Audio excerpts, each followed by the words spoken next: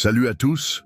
Aujourd'hui, on va parler d'un sujet qui va faire froid dans le dos à tous les accros des réseaux sociaux. Saviez-vous que le prophète a décrit notre époque avec une précision troublante? Dans un hadith méconnu, il parle de vanité, de faux semblants et de cœur malade. Des mots qui résonnent étrangement avec nos selfies, nos filtres et nos vies en apparence parfaites. Restez jusqu'à la fin car je vais vous révéler comment échapper à ce piège spirituel. Abu Huraïra rapporte que le messager d'Allah a dit « Les premiers à être jugés le jour de la résurrection seront 3 personnes, un homme mort en martyr, un savant ayant enseigné la science et un riche ayant dépensé ses biens.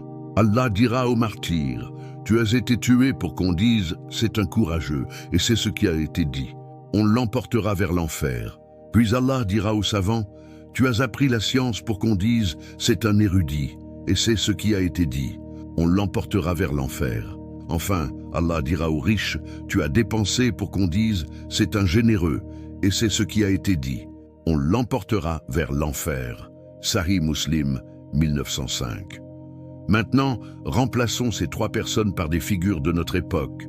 Le martyr devient l'influenceur qui se met en scène dans des situations dangereuses pour des vues. Le savant devient le gourdu du développement personnel qui vend des formations bidons.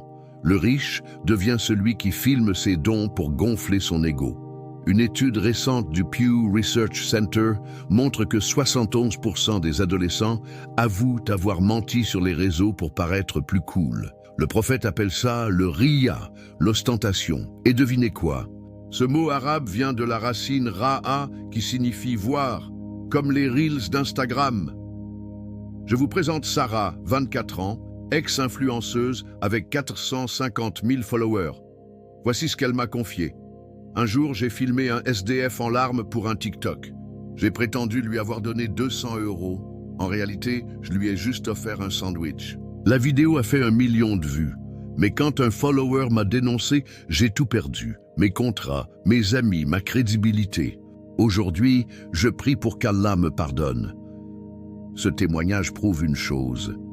Les réseaux sociaux sont une prison dorée. Et le prophète avait tout prévu.